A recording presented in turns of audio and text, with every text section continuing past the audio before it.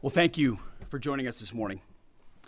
Last night, on President Trump's orders, U.S. Central Command conducted a precision strike in the middle of the night against 3 nuclear facilities in Iran, Fordow, Natanz, and Esfahan, in order to destroy or severely degrade Iran's nuclear program. And as the chairman of the Joint Chiefs will demonstrate, it was an incredible and overwhelming success.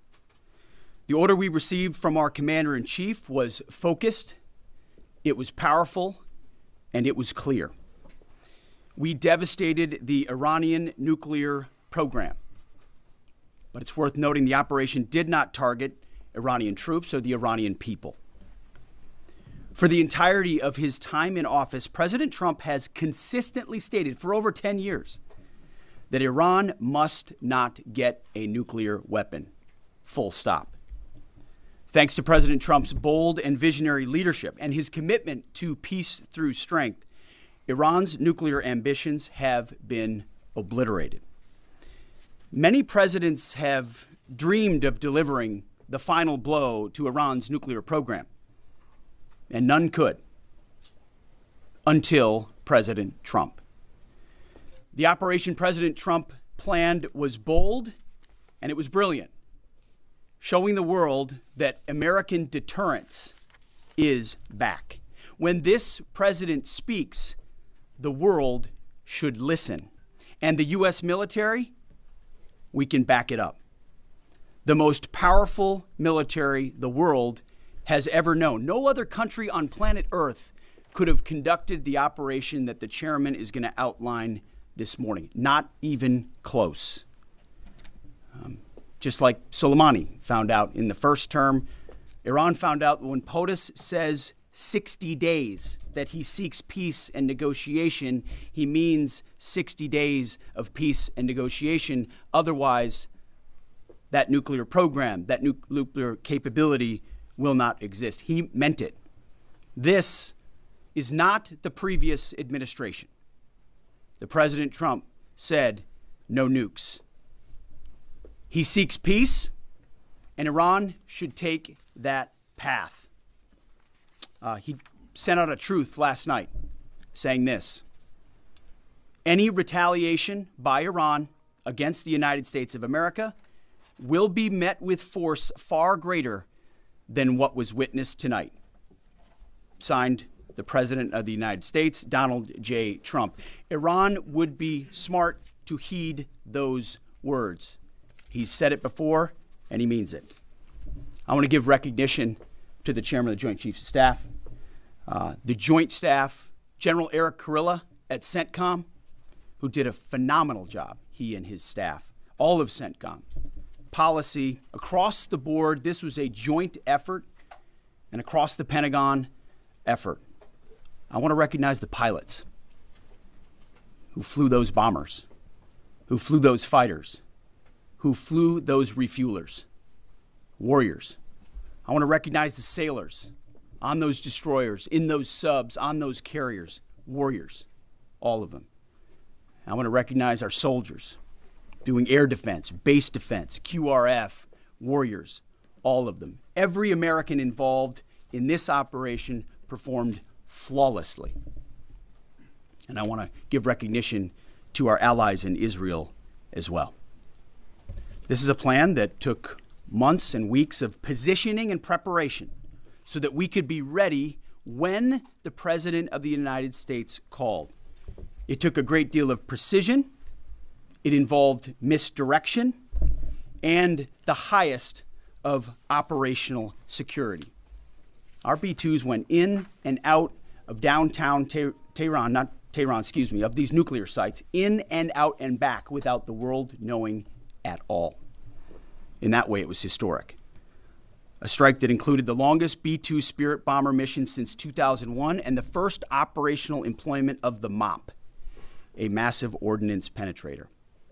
The mission demonstrated to the world the level of joint and allied integration that speak to the strength of our alliance and our joint forces. As President Trump has stated, the United States does not seek war, but let me be clear. We will act swiftly and decisively when our people, our partners, or our interests are threatened. Iran should listen to the President of the United States and know that he means it, every word. I want to give congratulations to our Commander-in-Chief. It was an honor to watch him lead last night and throughout, and to our great American warriors on this successful operation. God bless our troops. God bless America.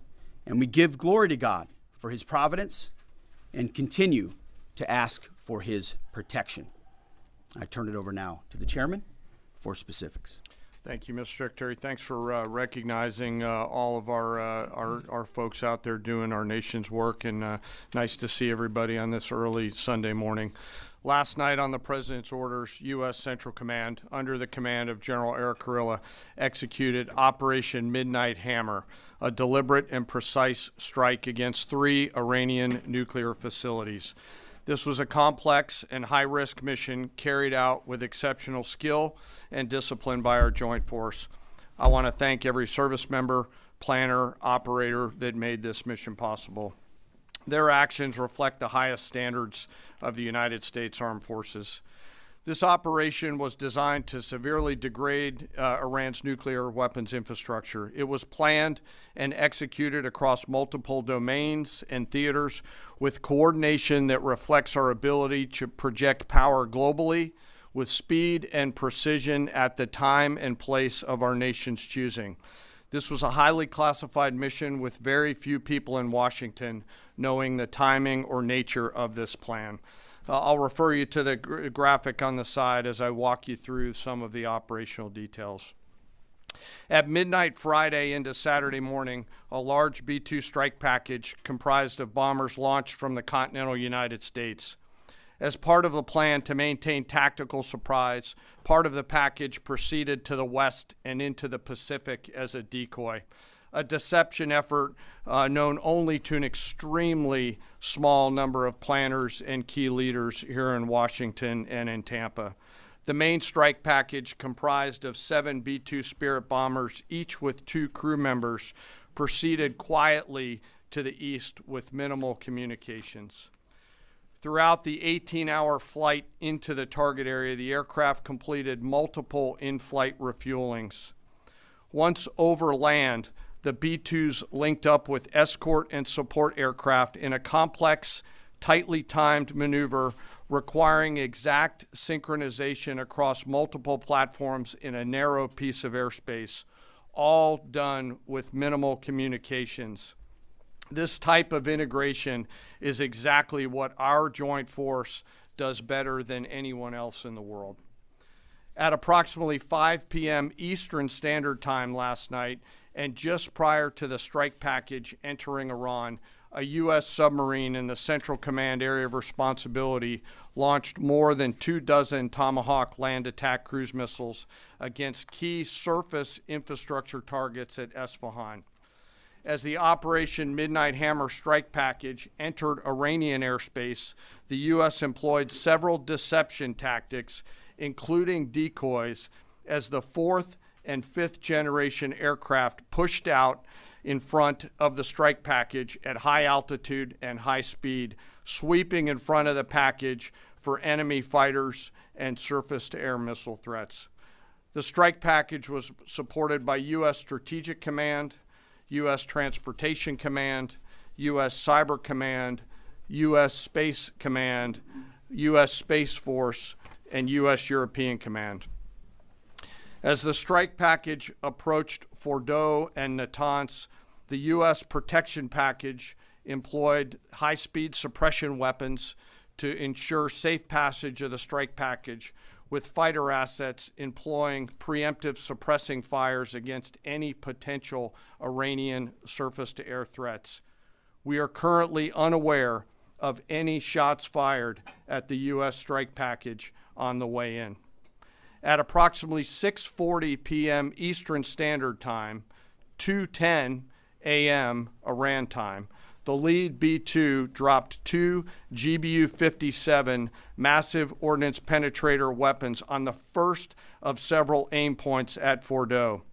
As the president stated last night, the remaining bombers then hit their targets as well, with a total of 14 MOPs dropped against 2 nuclear target areas. All 3 Iranian nuclear infrastructure targets were struck between 6:40 p.m. and 7:05 p.m. Eastern Time. Again, that's about 2:10 in the morning local time in Iran, with the Tomahawk missiles being the last to strike at Esfahan to ensure we retain the element of surprise throughout the operation. Following weapons release, the Midnight Hammer strike package exited Iranian airspace and the package began its return home. We are unaware of any shots fired at the package on the way out. Iran's fighters did not fly, and it appears that Iran's surface-to-air missile systems did not see us. Throughout the mission, we retained the element of surprise. In total, U.S. forces employed approximately 75 precision-guided weapons during this operation. This included, as the president stated last night, 14 30,000-pound GBU-57 massive ordnance penetrators, marking the first ever operational use of this weapon. I know that battle damage is of great interest. Final battle damage will take some time, but initial battle damage assessments indicate that all 3 sites sustained extremely severe damage and destruction. More than 125 U.S. aircraft participated in this mission, including B-2 stealth bombers, multiple flights of 4th and 5th generation fighters, dozens and dozens of air refueling tankers, a guided missile submarine, and a full array of intelligence, surveillance, and reconnaissance aircraft, as well as hundreds of maintenance and operational professionals. As the Secretary said, this was the largest B-2 operational strike in U.S. history and the second longest B-2 mission ever flown, exceeded only by those in the days following 9/11. Well prior to the strike, General Kurilla elevated force protection measures across the region, especially in Iraq, Syria, and the Gulf. Our forces remain on high alert and are fully postured to respond to any Iranian retaliation or proxy attacks, which would be an incredibly poor choice. We will defend ourselves. The safety of our service members and civilians remains our highest priority. This mission demonstrates the unmatched reach, coordination, and capability of the United States military. In just a matter of weeks, this went from strategic planning to global execution. This operation underscores the unmatched capabilities and global reach of the United States military. As the president clearly said last night, no other military in the world could have done this. I join the president and the secretary in being incredibly proud of the air crews, naval forces, cyber operators, planners, and support teams, and commanders who made this mission possible. It is their skill, discipline, and teamwork that makes this operation possible. I am particularly proud of our discipline related to operational security, something that was of great concern to the President, the Secretary, General Kurilla, and me, and we will continue to focus on this. As we stand here this morning, many assets are still airborne, and we have hundreds deployed. I ask that we keep our warfighters on their way home and our deployed service member in our thoughts. Our joint force remains ready to defend the United States, our troops, and our interests in the region. Thank you very much. We will take a few questions, Phil. Me? Yeah.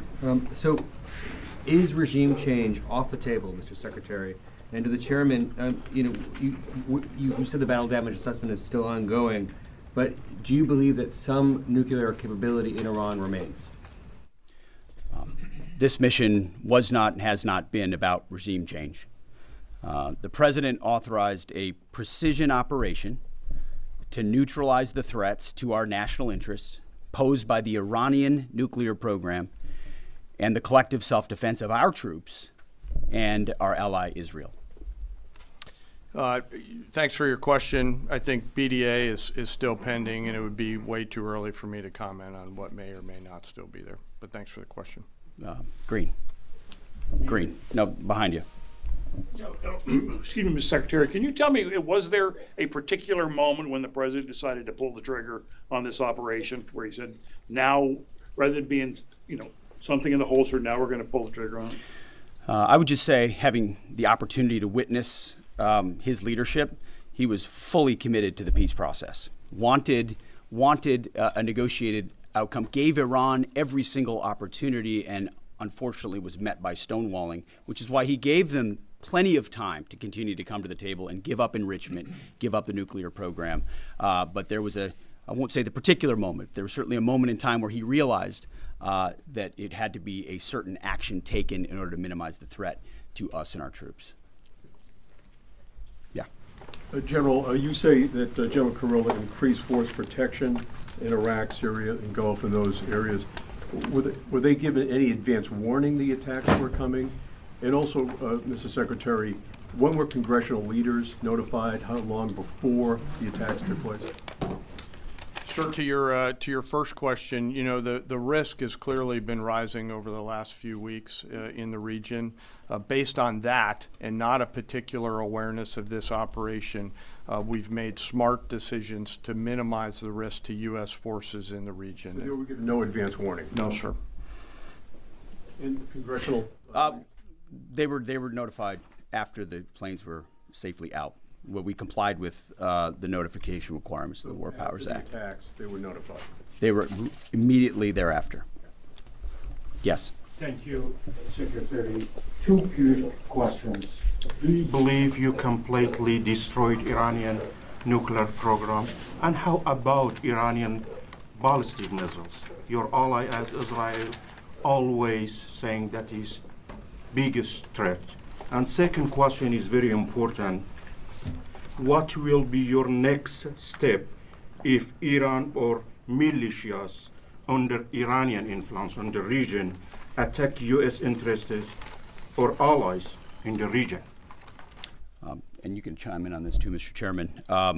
The battle damage assessment is ongoing, but our initial assessment, as the chairman said, is that all of our precision munitions struck where we wanted them to strike and had the desired effect. Which means especially in Fordo, which was the primary target here, we believe we achieved destruction of capabilities there. Ultimately, wherever it may be, whether it's in Iraq or Syria or bases in the Gulf, as the president said, as the chairman said, it would be a very bad idea for Iran or its proxies to attempt to attack American forces. Yes. Thank you, Mr. Secretary. Regarding retaliations, Iran and North Korea are cooperating on nuclear and missile development. Do you think there is a possibility that Iran, North Korea, and the other forces, such as China, will join forces to retaliate against the United States? Well, unfortunately, because of the policies under the previous administration, we drove those countries together. And ultimately, that creates a challenging environment. For this particular operation, the focus is on Iran and Iranian nuclear capabilities. That's our focus here, is to not just say that they can't have, but President Trump has said from over 20 years, frankly, Iran cannot have a nuclear weapon. And ultimately, he decided this is the moment, given their stonewalling, when direct military action had to be taken to prevent that from happening. Yes. Thank you very much. General Caine, I understand OPSEC, I respect OPSEC. Can you say at all what security procedures are being taken to protect U.S. troops in Iraq and elsewhere in the Middle East? And Secretary Hegseth, as a global war on terrorism veteran, what do you say to veterans who may be concerned the U.S. is getting into another open-ended war in the Middle East over weapons of mass destruction? Thanks, sir, for the question. I won't comment on what force protection measures are being taken in the region. What I will say is we're being proactive and not reactive, and being very thoughtful about ensuring that we do all that we can to protect our forces out there. And I would just say as the president has directed and made clear, this is most certainly not open-ended. It doesn't mean it limits our ability to respond. We will respond if necessary. The most powerful military in the world is postured and prepared to defend our people. But what the president gave us, as I said, was a focused, powerful, and clear mission on the destruction of Iranian nuclear capabilities. Those were the targets. That's what was struck. That's what was overwhelming. That's what was overwhelming. That's what the Iranian regime needs to understand, as the president put out last night.